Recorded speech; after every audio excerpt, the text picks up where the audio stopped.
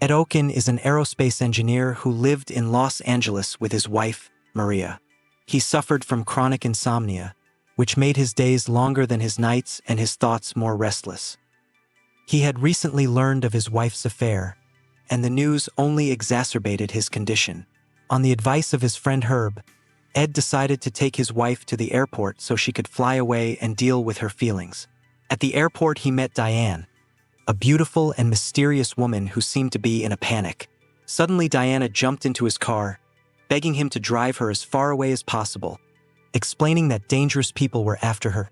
Ed, already tired of his busy life and wanting to get away from his problems, agreed to help her.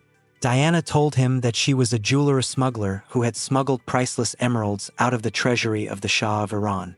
Now she is being hunted by several international criminals, including Iranian agents, who will stop at nothing to recover the stolen gems. Ed, though irritated by her demands, felt he couldn't leave her in the lurch. They set off on their journey, and immediately the first difficulties arose. Diana was constantly changing directions, trying to confuse her pursuers. Ed, who had never been involved in such dangerous affairs before, began to realize the seriousness of the situation. One night, they stopped at a petrol station to refuel. There they met an old acquaintance of Ed's who immediately suspected something amiss. Diana quickly made up a story that they were both on their way to meet a business partner and they had nothing to do with jewelry. The neighbors at the petrol station eyed them suspiciously, but no one intervened. The next day, as they were driving along a country road, their car was stopped by the police. The officers asked for identification, and Diane began to get nervous. Ed tried to remain calm, explaining that they were just a couple of friends heading into town. The officers checked their IDs and, finding nothing suspicious, let them go. Ed was relieved, but Diane knew their pursuers wouldn't stop there, and in the evening they arrived at a small motel where they decided to stay the night. There was tension in Ed's room. Diane couldn't relax, constantly looking back at the door and windows. Ed, trying to connect, started a conversation about his work and life, but Diane answered briefly, tired of the constant running. Suddenly, they heard a loud knock on the door. Ed reacted quickly to close it and realized it could have been one of the Savak agents.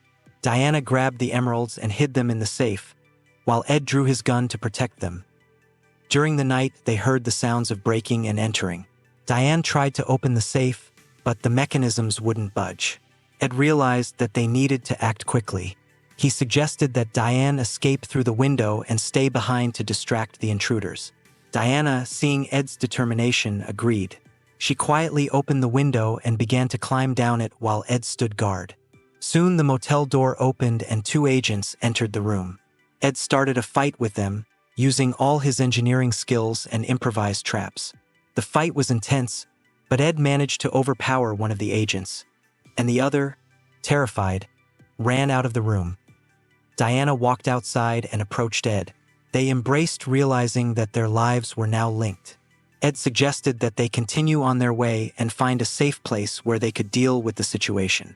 Diana explained more about her motivations. She was not a professional smuggler but had been forced to take part in the operation to save her family who were being blackmailed by criminals.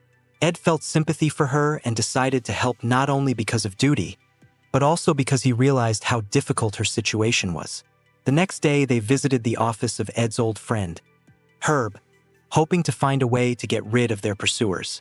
Herb, a talented hacker, was able to hack into the database and find information on where they could hide. He also figured out how to secure their path using forged documents and safe routes. With this new information, Ed and Diana set off on their journey, but many more challenges awaited them. On the road, they met other criminals who were trying to steal emeralds. In one of the towns, they got involved in a firefight where Ed showed unprecedented survival skills. Diana saw his bravery and began to respect him even more. They were able to escape using the hidden passageways and secret hideouts Herb had told them about earlier. Night after night, Ed and Diane got to know each other more and more. Ed talked about his work and his problems with insomnia, and Diane shared stories about her family and how she came to be in this dangerous business. Their mutual understanding grew, and Ed began to see Diane not just as a fugitive, but as someone who needed his help and support. One day they stayed in an abandoned warehouse where Herb helped them set up an alarm and communication system to keep in touch and receive new instructions. However, their temporary shelter was disrupted when new agents tried to break in. Ed and Diana found themselves trapped, surrounded by enemies. Ed, using his engineering knowledge, was able to quickly organize the defense of the warehouse, creating traps and obstacles for the pursuers.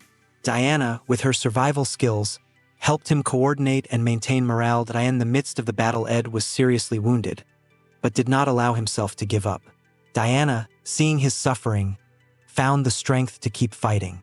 Eventually, they were able to overpower all the agents using a combination of their skills and mutual aid.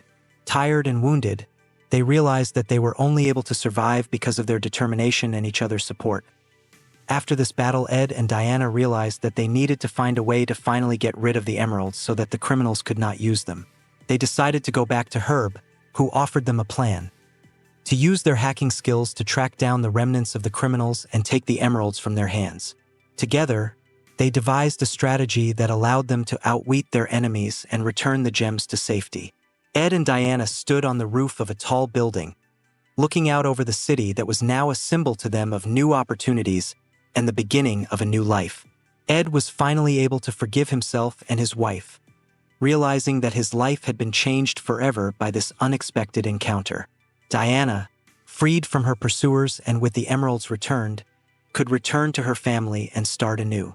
They exchanged parting words, realizing that their paths would part, but the memories of their journey together would stay with them forever. Ed returned to his work with a new outlook on life, free from insomnia and finding inner peace. His wife realized the seriousness of the situation and decided to keep the marriage going, realizing that their relationship could grow stronger through adversity. Diana in turn found work in the legal sector, using her skills to help others in difficult situations.